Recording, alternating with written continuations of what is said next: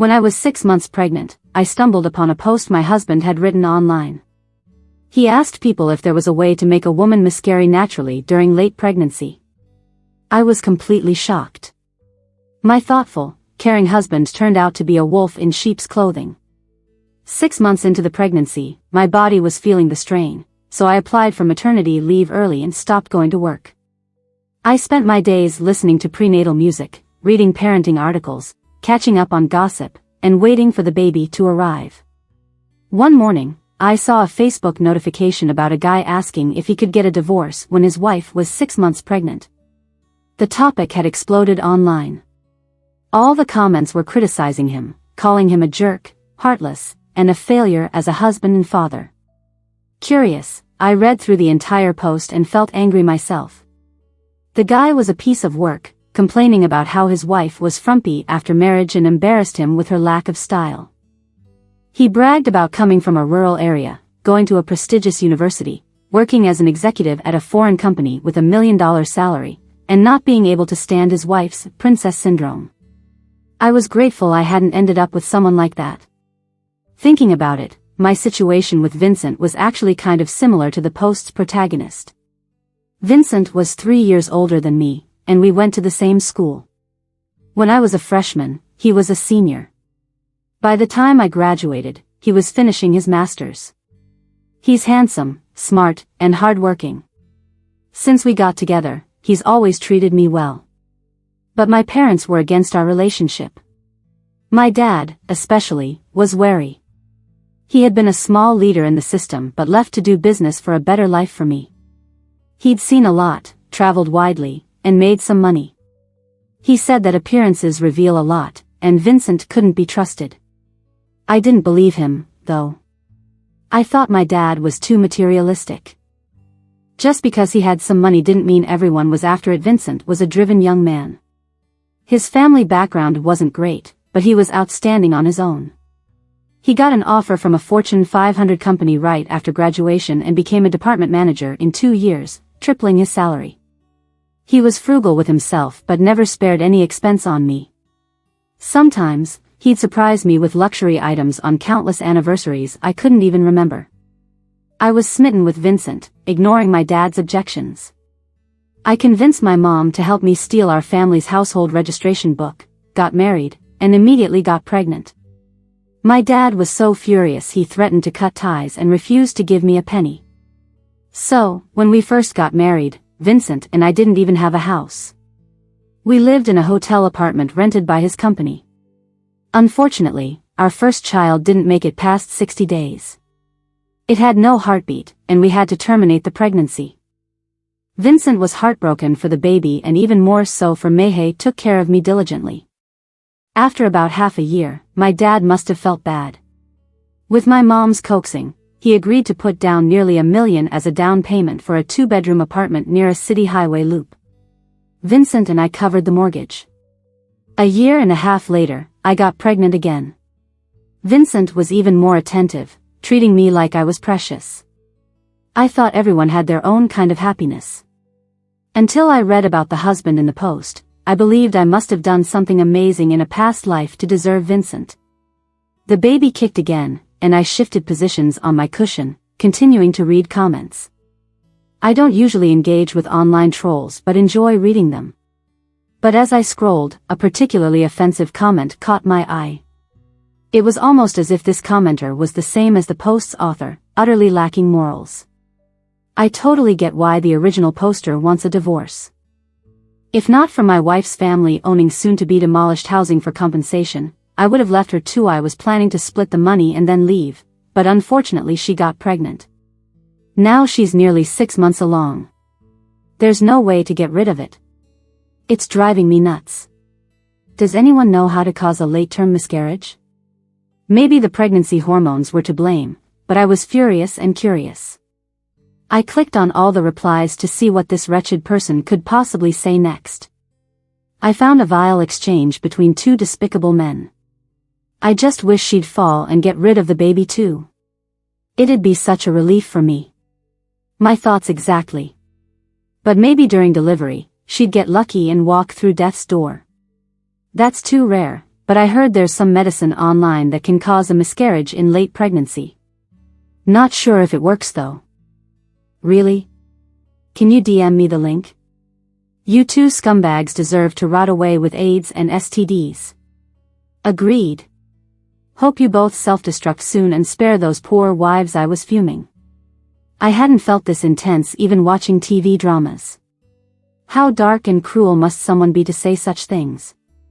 A wife carries a child for him for 10 months, and he wishes her dead just to avoid being stuck. Calling him a dog would be an insult to dogs. I furiously clicked this guy's profile to see what kind of trash he was. There was no clear photo, just a pic of a Longines watch on a man's wrist. Obvious scum. How could someone like that wear a Longines? I remembered buying Vincent the same watch for his birthday last month, suddenly hating my taste. Wait. It felt like someone had hit me over the head with a stick. Everything went black. Longines men's watch, the cuff of a checkered shirt, a sesame-sized mole on the back of the hand, and that influencer mouse pad underneath for the photo op. Hold on, isn't that my husband Vincent's hand? I felt the blood in my whole body freeze up with trembling hands. I tapped on the profile pic of that account. Zoomed in, then again. No doubt, every single detail screamed that this was Vincent's hand, and Vincent used that very photo as his profile pic. So, this must be Vincent's account. Is this the same Vincent who's been secretly hoping I'd die during childbirth but is begrudgingly sticking around because of my family's house demolition soon? No, I can't believe it. This has to be a mistake. Maybe Vincent just randomly took a picture of a watch and posted it online without thinking, and someone else downloaded it as their profile pic. Besides, I haven't heard anything about my family's house being demolished. This can't be him, no way. Ding dong, a message popped up. It's from Vincent. Tiffany, what do you want for dinner? My mind's a mess, and my stomach feels twisted tight. Eating is the last thing on my mind. I held my phone so tight my palm got sweaty. Then Vincent called. If I don't reply to his messages after just 3 minutes, he'll definitely ring me up. He always says he's just worried something bad might happen to me. I heard his concerned voice, and I tried to sound casual, saying I just took a quick nap. But Vincent was still worried, telling me not to sleep with the AC on, not to nap on the couch, to remember to use a blanket, and to let him know if I'm going out. I teased him for being a worrywart, but out of nowhere, tears started rolling down my cheeks. I must be losing it because of the pregnancy hormones. How could gentle, caring Vincent be the awful guy who wants to ditch me? Vincent loves me so much, even his profile picture is our wedding photo. After hanging up, a new message notification popped up. Vincent sent me a heart emoji.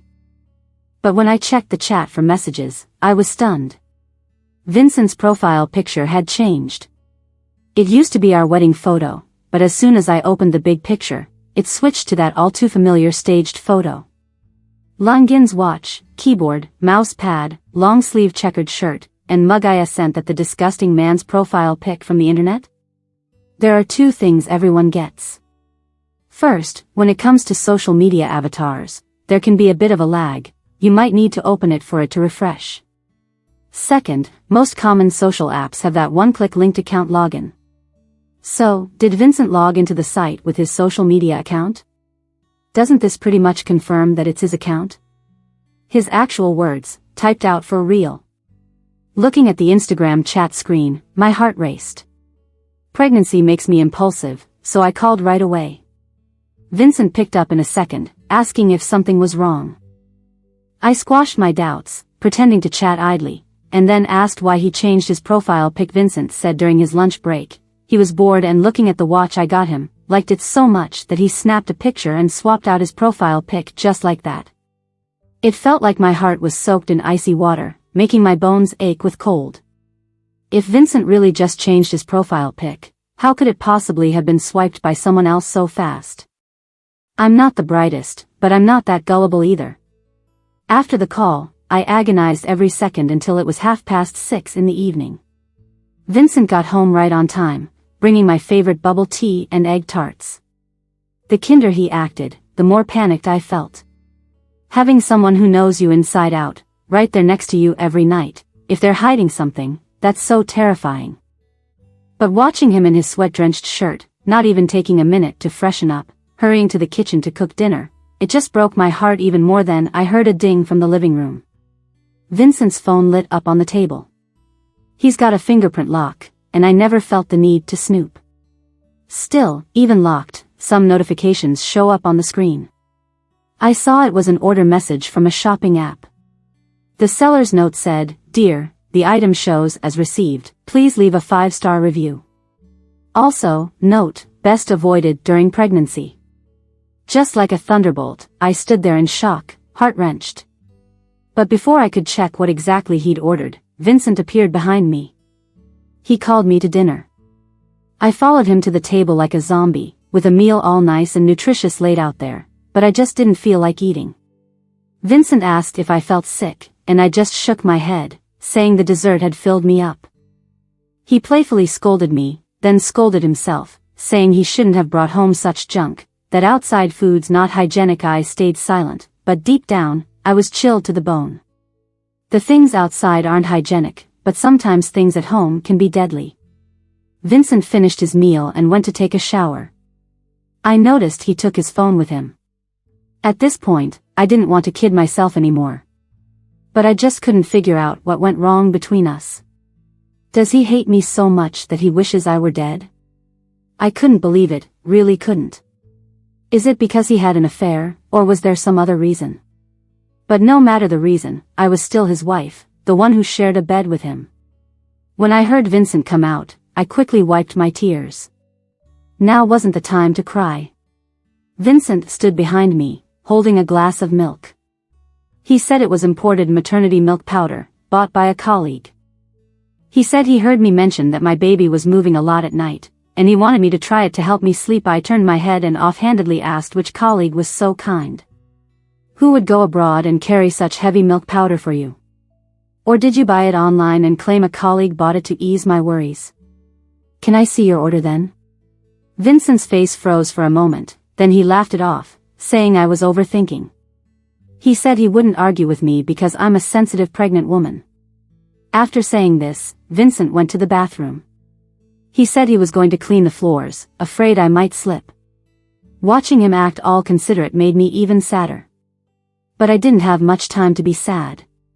While Vincent was cleaning, I turned around and poured the whole glass of milk into the potted plant on the windowsill. That night, we lay in bed, back to back. I knew it would be a sleepless night. As Vincent started snoring, I couldn't hold back my tears. It's okay to have a good cry, but as an adult, I needed to think about what to do next. I quietly went to the living room and logged onto a website. I found Vincent's account and saved screenshots of all his comments. I wasn't sure if these could be used as evidence, but I needed to start somewhere. As I browsed through Vincent's comments and posts, I felt a chill. No, that wasn't him. This kind of man, who could calmly report his wife's disappearance one moment and chop her into pieces the next, was terrifying. But people do bad things for money, passion, or power. I racked my brain but couldn't understand what could make Vincent wish me dead. Reflecting on our relationship, from meeting to falling in love, getting married, and staying together, my family had always treated him well. There was no long-standing resentment. While I could be a bit headstrong, overall, I was sensible and good at managing the household, unlike some girls who only knew how to spend money. He shouldn't have any hatred toward me, so the only possibility was that there was someone else. Was he in a hurry to divorce me because of another woman? Who exactly was Vincent involved with? The next morning, after Vincent left for work, I started searching the house for any clues. Finally, I found something, a reimbursement form for Vincent's trip to City B, dated March 7th to 9th. My heart raced, and my breathing became uneven. I clearly remembered March 10th was a Saturday, my dad's birthday. I wanted Vincent to visit with me to smooth things over with my dad. But Vincent said he couldn't leave his client and wouldn't be back until the 12th. Vincent stayed in City B until the 12th, but the hotel dates on his reimbursement form ended on the 9th. That meant he stayed an extra 2 days in the city. But with whom? My heart sank. I went home that night, my mind heavy with thoughts. My dad ignored me, hiding behind his newspaper, but my mom could tell something was wrong. She asked why I came home without a word, and I couldn't say anything through my tears. How could I tell them the man I chose, against their wishes, was cheating on me? Tiffany, what's wrong? Did you have a fight with Vincent? My mom asked, worried. I said, Mom, if I get divorced from Vincent, should I keep the baby? Mom was stunned. Tiffany, what's going on? You can't just talk about divorce lightly. Can't couples resolve misunderstandings? You're already this far along with the baby. From the other room, Dad muttered, I always said Vincent's no good. You won't gain anything with him. Mom snapped, will you stop saying nonsense? Tiffany, don't mind him. Talk to me, and we'll figure something out. If there's a misunderstanding between you and Vincent, don't act rashly. It's better off without it. If you want this kid, we'll help you raise it. If you don't want it, you better get rid of it before it's born. My dad said bluntly. Shut up, would you? No dinner for you. My mom angrily walked over, trying to shut the door to my dad's room. I saw my dad turning to look at me with a stern face, clearly displeased, but I felt comforted. I realized I had a fallback. Even if I lost everything, I wouldn't lose my parents' love. I stayed at my parents' house for over a week on purpose, barely responding to Vincent. He'd call, and I'd pick up maybe 1 in 3 times. I'd take ages to reply to his texts, but I didn't make a fuss otherwise. I was playing a game with Vincent. I told him I'd like to stay at my parents' for now. You're so busy with work. My parents can look after me well here. Don't worry, I plan to stay until the baby comes. Vincent pondered for a moment and said, maybe I should bring you some stuff then. That evening, he came over with a couple of bags, saying he brought some clothes and maternity milk powder. I looked at the image of the mom and baby on the milk powder, all maternal and gentle. My heart felt crushed. I couldn't understand what kind of woman could make Vincent lose his mind so much. Even when I had distanced myself like this, he still chased me to my parents' house. What was blocking his path so much that he wouldn't even spare his own unborn child? That afternoon, I took the can of maternity milk powder and got a cab to see Lucy. Lucy was my college buddy and now worked in planning at a foreign firm. She came from a humble background, a sort of hometown acquaintance of Vincent's, both being from neighboring provinces. Lucy used to be pretty plain and lacked confidence when we first started school. But today, she was transformed, wearing a sharp, chic office suit. While I, with my round face, breakouts, and pregnant belly, couldn't look more different. Wow, Director Lucy. Looks like you got another promotion. I teased. She waved it off, don't tease me. No matter how much I get promoted, I'm just a poor worker. Can't compare to you guys. Heard your place is getting demolished, right? Little rich lady? I was stunned. Who told you about the demolition? I didn't even know about this. Where did Lucy hear it from? Don't hide it. I am not borrowing money from you or anything. Lucy awkwardly coughed twice before changing the topic. So, you're about to deliver. Why'd you suddenly want to meet up? I bit my lip and placed the can of maternity milk powder on the table with a smack. Lucy looked at me, confused. What's this about? Can't finish and gifting it to me? I'm not pregnant. I said, Lucy, doesn't your pharma company have testing equipment? Can you help me check this milk powder? I suspect something's off. Lucy rubbed her temples. Wait a sec, Tiffany, what are you getting at? I told Lucy all about Vincent, saying I suspected he might want to harm me and the milk powder might be dubious. Lucy jumped up. No way, Tiffany. I saw firsthand how he felt about you back then. I'd believe if you told me pigs flew, but not that Vincent would harm you and the baby just for a divorce. People change, I sighed. I was once the belle of the school, but look at me now. I think Vincent's got someone else. At first, he held off on divorce because my dad wouldn't buy him a house, so he got nothing. Later, when my parents softened and helped with a house, seeing his name on it made him want to ditch me and split the money. Our house was bought post-marriage, and it was my dad's way of acknowledging Vincent because he took care of me after my miscarriage.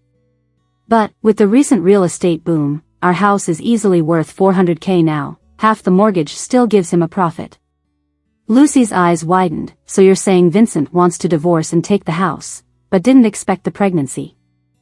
He's got someone else and doesn't want the kid, so he's trying to harm you?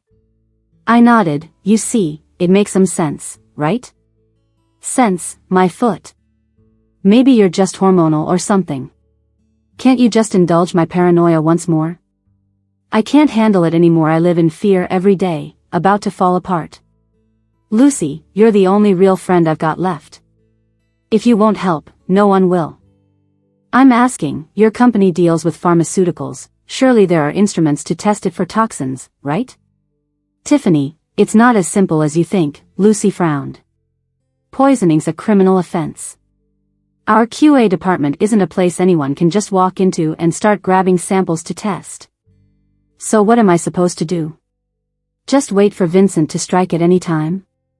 I was getting emotional. Lucy comforted me. We've been friends for years. Seeing you like this hurts me. But I've watched how Vincent treated you over the years. I see it clearly. I replied, what do you know? I'm the one who shares a bed with him every day. As I was speaking, Lucy's phone lit up. The screen showed a string of numbers, no name or anything. It looked like a call from a stranger, but Lucy seemed nervous and excused herself to take the call outside. I'm sharp-eyed and noticed the last 4 digits of the phone number. Those digits seemed familiar. My heart sank a little, and I looked at the can of baby formula on the table. Watching Lucy outside with her back to me, taking a call, I suddenly had an idea. 10 minutes later, Lucy came back. She said she's been super busy lately, all because of clients, and hasn't had a day off in almost 2 months. I smiled and said, all right, keep busy then. As for this baby formula, I'll hold on to it for you. I know a guy in the quality department, and this week I'll take him out for a meal and find a chance to get it checked for you. But let me make it clear, this must remain confidential. Even if it turns out there's something wrong, you can't use this as evidence. Report it if you must, and follow the legal process. Understood. After saying goodbye to Lucy, I grabbed a cab home, packed some essentials, and headed to my parents' place. I didn't expect Lucy to tell Vincent everything I said to her. The next day, Vincent came over to explain things to me. He said the post I saw online was likely from when he used a public computer and forgot to log out, and someone else wrote those awful things. As for the extra couple of nights spent out of town during his business trip, he claimed it was because he had a colleague traveling with him on Friday, and to save costs, the company booked a double room for them to share. And that online order that warned against pregnancy-related items? He said it was hawthorn cake for his mom, not me. I sneered. Vincent stood up, eyes red. Tiffany, if you truly don't want to be with me anymore, you can do as you please. I've explained everything I could. I stood, glaring at Vincent. How could someone as cautious as you forget to log out of a public computer? If you don't believe me, there's nothing I can do. I know pregnant women can be sensitive and overthink, but you're taking it too far. Tiffany, I may be broke, but for years I've treated you and your family more than well. With that, Vincent slammed the door and left. A few days later, Lucy came back, saying the baby formula test results were out. Look at this, she said, showing me the report. The composition, milk fat content, all indicators are normal. No harmful substances were found in the formula, she said, hoping to ease my mind. Looking at the report and then at Lucy, I felt a mix of emotions. Lucy put on a kind smile. Vincent truly cares about you. I'm not saying you're wrong, but if you're just guarding against him because your family's about to get a payout from a demolition, that's harsh. Knowing Vincent, even if you asked him to sign an agreement to give up all shared assets, he wouldn't protest. But what you're putting him through is really pushing it. I nodded and said, thanks, Lucy. After a long talk with my parents, I packed up and returned to my home, the one I share with Vincent. I started cooking for myself, and Vincent seemed puzzled, commenting on how agile I was even with my belly. When he came over wanting to feel the baby, I batted his hand away. Still mad? Vincent tried to cheer me up. I sighed, the baby's almost here, where would I even find the energy to stay mad? Vincent perked up, honey, it's all my fault, I've made mistakes. I should have been more patient, explained things better, communicated with you more. Enough already, I said. I'm back to discuss something real. I want to move my household registration to my parents' townhouse. Vincent looked stunned. Tiffany, aren't you over being mad? Why would you leave? I chuckled. Thanks to you, our townhouse is really getting demolished. I heard but didn't think it'd happen this fast. An extra head means more compensation. You know what a few million can do with the property values over there. Vincent let out a breath of relief, trying to act casual, but it only made me feel sicker. But I held back. I had a plan. I was set to make this ruthless man pay, to leave him with nothing, to ruin his reputation. The next morning, Vincent got up to make me breakfast. While eating, he casually brought up, so, you said your family's townhouse is definitely getting demolished, right? Yes, it's official now, I said while sipping some porridge. Unfortunately, the compensation is less than 20 million, and we'll have to share some. Vincent raised an eyebrow. Why share? With who? Do you expect to get it all? I laughed. Don't forget, the house belonged to my grandparents, so my uncle gets a share to your uncle? The lifelong bachelor who had a stroke last year? I flashed a knowing smile. Compensation is by head count, so my dad is trying to move my registration in, too. If it works, that means more for us. I see, Vincent mumbled as he ate, then looked up again. Tiffany, if it's by head count, can we move my registration in too? I smirked. What are you thinking? Husband and wife count as one household. My parents get a third, we get a third, and my uncle gets a third. Get it? Vincent went silent. That weekend, my parents took me and Vincent to visit my uncle in the nursing home. The old man agreed, saying we could move the registration, and he'd give up his share, but only for a flat fee of 5 million in cash. Leaving the nursing home, none of us spoke. We were all a bit down. We're ordinary folks, who could easily come up with 5 million in cash. My mom tried to console us. Forget it. Let's not bother. Your uncle is stubborn. Without that 5 million, he won't agree to the move. My dad glanced at Vincent and me. What do you two think? I nudged Vincent. They're asking you. Vincent gave a wry smile. Several million is a not small amount. We've only got tens of thousands. Even if we borrowed, we couldn't come up with that much. Let me and Tiffany go home and think it over. When he got home, Vincent was scribbling numbers with a furrowed brow, sighing deeply, as if our house was his biggest worry. I chuckled and said, Vincent, maybe we should just sell our house? We still owe over $1 million on the mortgage. We could use our savings and borrow some from friends. What do you think? Vincent hesitated. I knew he was crunching numbers, figuring what made the most sense. After a moment, he said, doesn't seem like it's a great deal. Our place is worth 5 million. If we give it to your uncle and then split your family's demolition compensation, we'd only get about 6 million. All that hassle.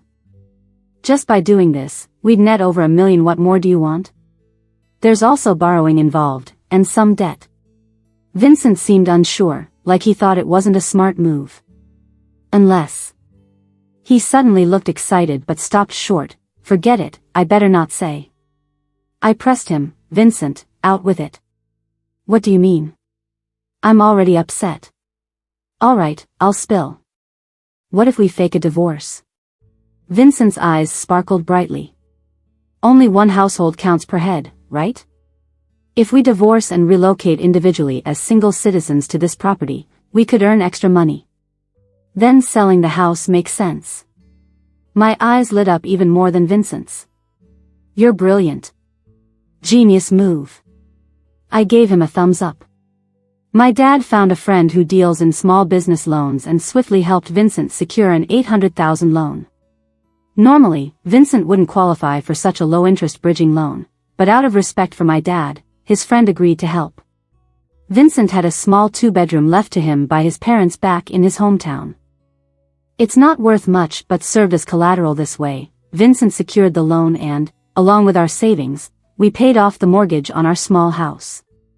Vincent asked, so when do we move the household registration to your family's place? I sense he was anxious. I replied, first, we need to sell the house to gather the $5 million from my uncle, divorce, then relocate individually to the old mansion. That way, we'll get an additional head count for an extra 40 square meters. 40 square meters in the city center could easily be worth $5 million. But things hit a snag when we couldn't sell our house quickly, even with an agent's help. As time passed, Vincent got a bit jittery. Luckily, I saw my uncle over the weekend, and he gave me good news. I told Vincent that my uncle said we didn't have to sell the house right away. We could transfer the title to him first and sell it slowly over time. Great. When do we do the transfer? Vincent asked eagerly. Transferring the title was the easy part. First, we needed to get divorced. I told Vincent that my dad said the papers were ready, so we should quickly relocate our registrations. Once developers start their records, it'll be too late. We need to hurry. Vincent was clearly relieved. Let's go today if it's not yet 4:30. And so, Vincent and I officially filed for divorce and transferred the house to my uncle's name. As soon as we left the real estate office, Vincent urged me to relocate our registrations immediately. I knew how anxious Vincent was getting. I smiled. To celebrate the eventual demolition, I booked a fancy dinner that night, insisting to Vincent that we should celebrate. But when Vincent walked in, he was shocked. Why is Lucy here? I said, I invited her. We wouldn't have cleared up this misunderstanding without her help. Lucy stood up. Tiffany, you're too kind. We're like family. I've watched you two date since college. I smirked as I raised my glass. True, you did watch us, but it must have been tempting not to interfere, right? The room fell silent, and Lucy went pale. Tiffany, what are you saying? I smiled. Lucy, I'm divorced from Vincent. From now on, he's yours. No more sneaking around or plotting to get rid of me, and stop drooling over my family's demolition money. With that, I whipped out a pillow from under my coat, grinning at their stunned faces. I had the baby terminated. Tiffany, you. Vincent yelled, eyes filled with anger and disbelief. You must be wondering when I started suspecting you too, aren't you? Trust me, women's intuition is spot on when catching cheaters. The first time I noticed a problem with Vincent's expense reports, I accidentally stumbled upon Lucy's tweet, B-Town, here I come, from March 10. It means when Vincent lied about being on a business trip but didn't come back on time, you were in B-Town too. Lucy jumped up, face red. I took a vacation to B-Town. It's got nothing to do with Vincent. How can you accuse me of that? I laughed. You told me you were too busy with overtime to take a break. When did I say that? You misheard. Lucy insisted, face flushed. Then how about this test result? I tossed a report at Lucy. You said the formula was clean, no tampering, right? Tiffany, you're paranoid. I tested it for you. No, there were drugs. I laughed with a mix of despair and relief. I poured a whole box of face powder in before giving it to you to test. If you'd really tested it, you couldn't have missed such a high concentration of foreign substance. Yet you gave me a clean report. If Twitter's details were just the beginning of my doubts, the moment I got the report, I knew it for sure. My suspicions were right, you were helping him hide the truth. I stared at Lucy, watching her face turn pale with panic. Tiffany, she admitted, I didn't really do the tests. I just thought you were being too suspicious. Oh really? I said. Does that mean this report is fake then? Not easy to pull off, especially with your company's seal on it. I laughed out loud. Good, I've already sent the original to your company's legal team. As far as I know, forging a company seal is a criminal offense, isn't it? Lucy's face turned ashen. Vincent panicked. Tiffany. It's not like that. I was wrong. I admit it. Lucy seduced me. I was just confused at the time. I'm really sorry. I laughed so hard tears came out. Vincent, stop acting. You never imagined all this was my dad's plan. Do you know when he started doubting you? Remember when you brought a health product to my house at New Year? That product was from Lucy's company. Funny thing, a week later, Lucy brought the exact same thing when visiting my parents. My dad couldn't bear to see me hurt, so he started investigating on his own. He got a friend at the planning bureau to accidentally leak fake news about my family relocating while Vincent was handling company business. I sneered. Originally, he wanted to test you with this, but you, thinking you could get a share of the relocation compensation, started plotting how to drag out the divorce while trying to harm my child. Pointing at Vincent, I cursed him out. You're a greedy bastard. My dad raised me like a princess, not for scum like you to bully. Vincent, you're downright inhuman. Since you're this heartless, why should we be nice to you? Our whole family put on an act just to get you to give up your share of our house. Everything, relocation, transferring the household registry, it was all fake. We made it up and teamed up to trick you. Vincent, let me tell you, the only real things are the divorce certificate and the house you transferred to my uncle, who then gave it back to me. Everything else was fake. Now, you have nothing. And on top of that, you're buried in debt. By next month, your crummy little house will probably be repossessed. So, Vincent, surprised? Shocked? With a crash, I smashed the wine glass, leaving those cheating scumbags behind. I walked out the door. I saw my dad leaning against the car, waiting for me. He's gotten older, more hunched, with a beer belly and graying hair. In that moment, my eyes filled with tears. I was foolish, naive, and immature.